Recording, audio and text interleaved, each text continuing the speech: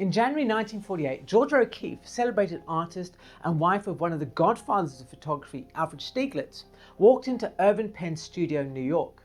She had come to be photographed as part of a series that Penn was creating for Vogue magazine. On seeing the resultant portraits, O'Keeffe was so displeased with the results that she actually requested the prints to be destroyed. What was it about being photographed in this now iconic setting that both so enthralled and disquieted the celebrities that Irving Penn turned his lens towards? Discover the story about how these iconic portraits came into being and the way that they enabled Irving Penn to become one of the greatest photographers of the modern era. How's it? I'm Alex, and thank you so much for joining me here today on The Photographic Eye. Throughout his career, Irving Penn was responsible for many iconic photographs.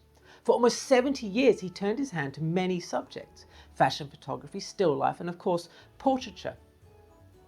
Penn created many portraits throughout his career, and he is rightly famous for them. From his ethnographic and classically straight portrait photography, through to my favourite body of his work, the corner and carpet portraits. These were the first photographs of Irving Penn that I was introduced to, and wrapped up in their story is a lesson to us all about how we can take our own insecurities and rather than let them hold us back, we can create something magical in our photography.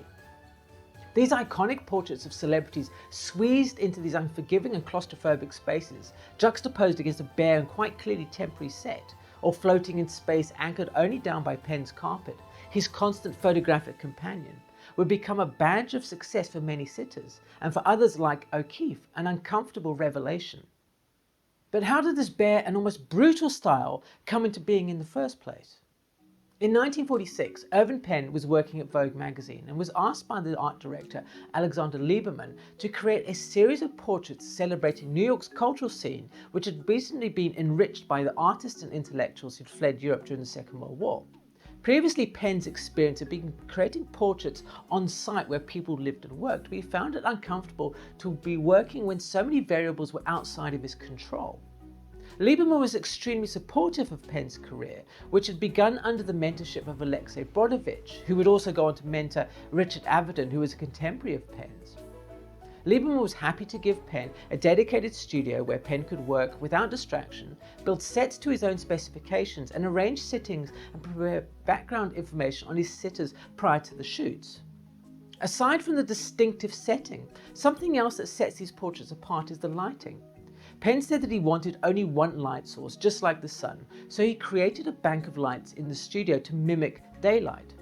He was dispensing with the complicated setups of separation, hair and kicker lights that were a hallmark of celebrity portraits of the 1930s pre-war era.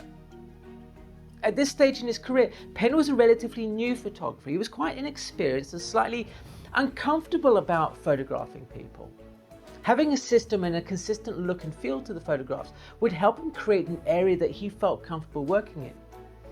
It would be easy for him to create a brand new space that felt modern, as he wasn't married to the panelled walls and French chairs that were characteristic of someone like Cecil Beaton at the time. But how would he be able to create this distinctive look and feel to his portraits? Originally, Irving Penn had been an art director and before the war had been working at Saks on Fifth Avenue, the famous department store in New York City. Every day he'd walk past the mannequins in the window displays, and this is where the idea had been planted for using this window display like a stage type setting.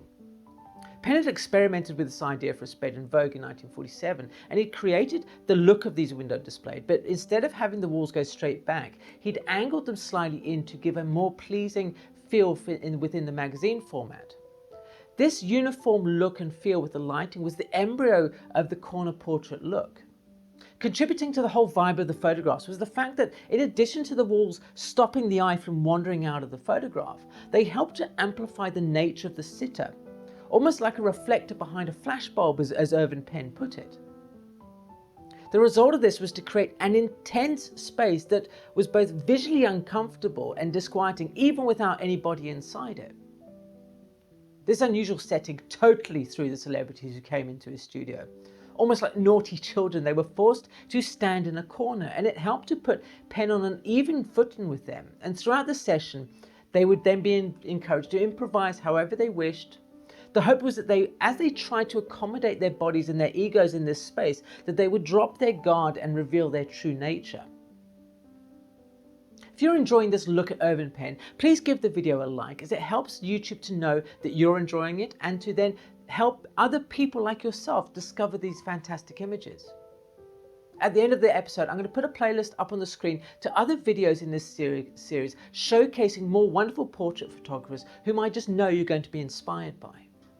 In addition to this uncomfortable and unusual looking set, Penn's use of a wide-angle lens gives a foreshortening effect to the photographs, which lends them a bizarre quality.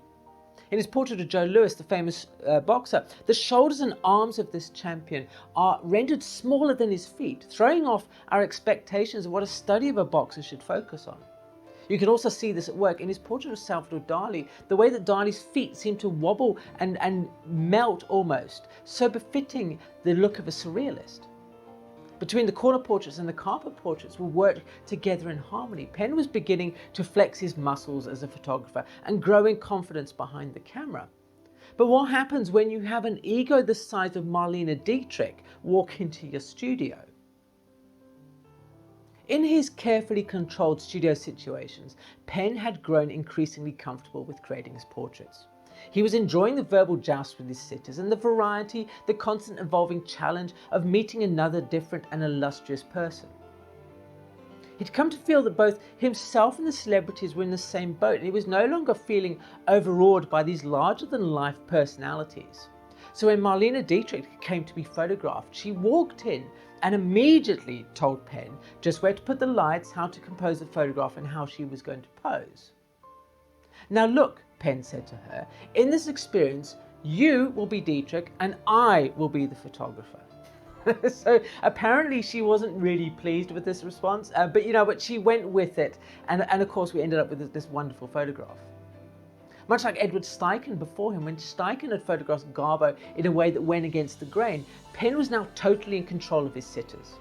If you've not experienced Edward Steichen's photography before, I'll link to an episode where you can find out more about him at the end of this video. There's a hidden element in the corner portraits that isn't often remarked upon, and that is the unassuming carpet that supports everything. Almost like a tattered and beloved teddy bear of a nervous child, this carpet went everywhere with Penn during this period and appears in most of his photographs at Vogue.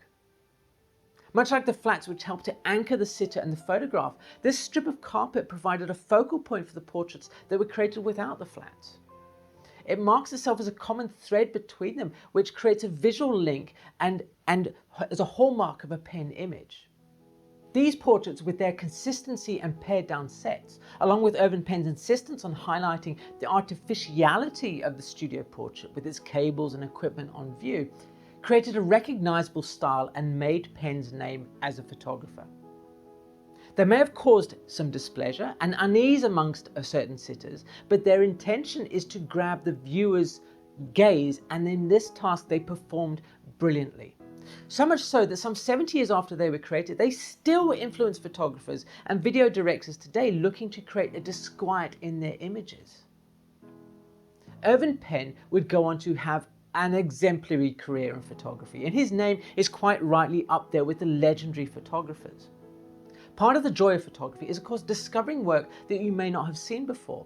With so many amazing photographers out there, it's kind of hard to know where to start. To help you, I've created a playlist showcasing some of my favorite portrait photographers, which I've put up on screen here for you right now. Click on the box right there and you'll be taken to the next video in the series. Thanks ever so much for joining me here today, and I really look forward to seeing you again soon.